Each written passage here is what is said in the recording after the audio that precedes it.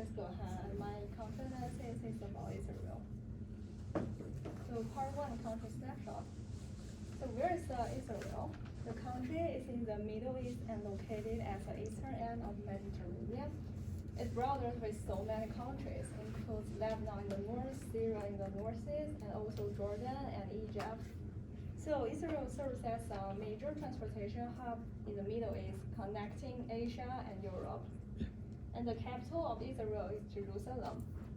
Israel is a small country with relatively diverse terrain, consisting of long coastal plains and highland in the north and central regions. And unlike the other Middle Eastern countries, Israel is not rich in the petroleum resource. About the political and cultural elements, Israel is the only Jewish country in the world, and it implements parliamentary democracy. Although Israel is a multi-faith country, the main religion belief is Judaism.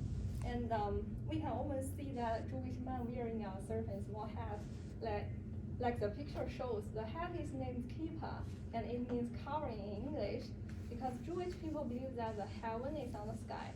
They cannot face it with the top of the head, so they usually wear a hat to show their respect to the God and religion. And Israel is not an always peaceful country. It has been locked in the conflict with the Palestinian and its Arab neighbors over the ownership of land considered holy by many Christians and Muslims since its creation in 1948.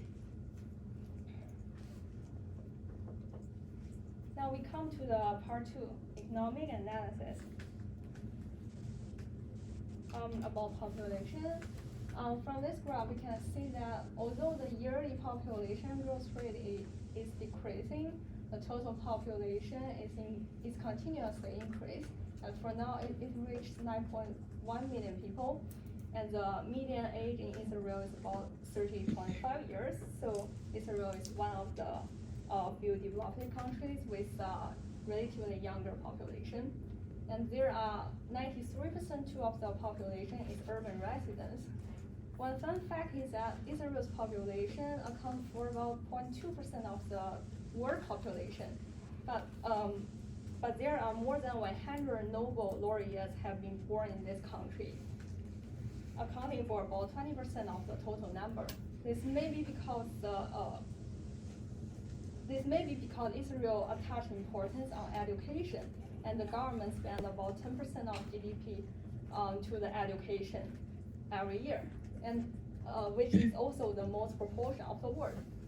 So with a high education level, the unemployment rate is also very low, only 4.7%. About the GDP.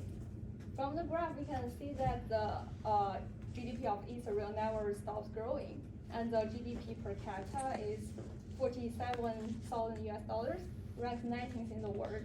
So we can consider Israel as a high-income country. And this picture tells us the estimation of our range of GDP for the following 2 years. Industry is the most stable source of GDP growth, and the specific industries that are making money are manufacturing, technology, and diamond industry.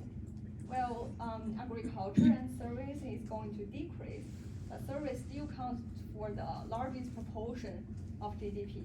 And the main reason for service industry's large GDP share is the high domestic demand, especially in financial service. Transportation, tourism are also killer industries in the service field. Here is the trade overview. The main partner for import and exports are both US and China. And in last year, the total imports of Israel is about $17.1 billion US. The top 5 Israel imports machinery and parts, heavy equipment, vehicles, energy resource, and precious stones. In 2020, Israel also exported about $54 billion US worth of merchandise from the world, and the top 5 are electronic equipment, cutting diamond, medical equipment, nuclear reactors, and organic chemicals. Here is export our business opportunities selling chips to China. I want to describe the reason why I choose China as a trade partner first. The main reason is that Chinese government launched an international business strategy called One Road, One Belt. It lies the creation of an economic land belt that includes countries on the original Silk Road through Central Asia, West Asia, and Middle East. And countries participating in the trade project benefit from tariff reductions on imports and exports to China. And Israel government joined this project in 2014. Chips are also called semiconductors, used for everything from phones and laptops to cars and cloud computing, making them the engine of technology industry. The significant reason for I think that selling chips is a good opportunity. It is a good business opportunity. Is that Israel is an advanced country in manufacturing chips. The chip industry accounts for more than 22% of Israel's total export every year. And since the amount is too huge, the government usually count it independently but not compare it with other exports. So that's also the reason why chips didn't show up on the previous list. Okay, I buy that argument, but it's not already happening? What? Israel is not already exporting chips to China? They are selling chips. Okay, just look into that. I mean, who are the leading companies? What advantage? Do they have advantages in chip design, which is possible? Because it's all very design centric. So little bit more, unpack it. Okay, because Israel is definitely selling chips now, but most of the chip is selling to the U.S. but not China. So I think China is okay. It can be another partner. All right. Okay, and Israel's high education has trained many excellent chip engineering. More than 70% of graduates are engaged in the high-tech field. Besides, China also has a high demand. China's chip market demand accounts for more than 15% of the global market, and China relies on import for about 90% of these chips.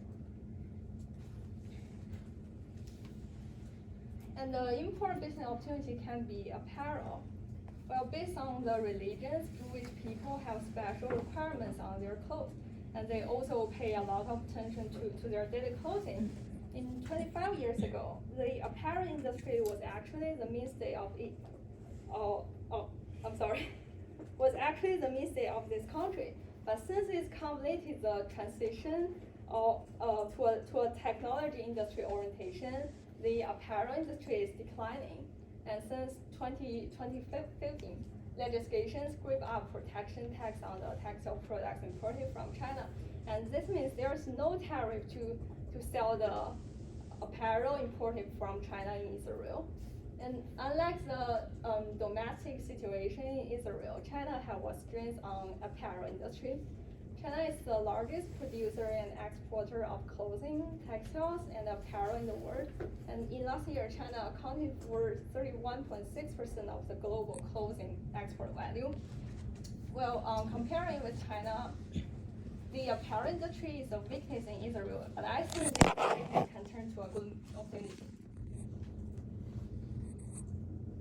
Here's some tips for doing business in this country. Firstly, express your clients directly because people in this country don't like to beat around the bush. And second, don't be frustrated if the meeting starts late. Meetings in Israel are much less formal and as such can sometimes have a 10 to 15 minutes delay. It is very common to start late, but arriving on time is still a good practice. And then the work week in Israel goes from Sunday to Thursday because Friday is okay. Because Friday is a Shabbat, people usually don't work on Friday, but there are still some international companies are working on the morning. And last one, remember give gift to your business partners and customers, especially in the holiday, because giving gift is the best way to express your greetings in this country. Yeah, that's all. Thank you.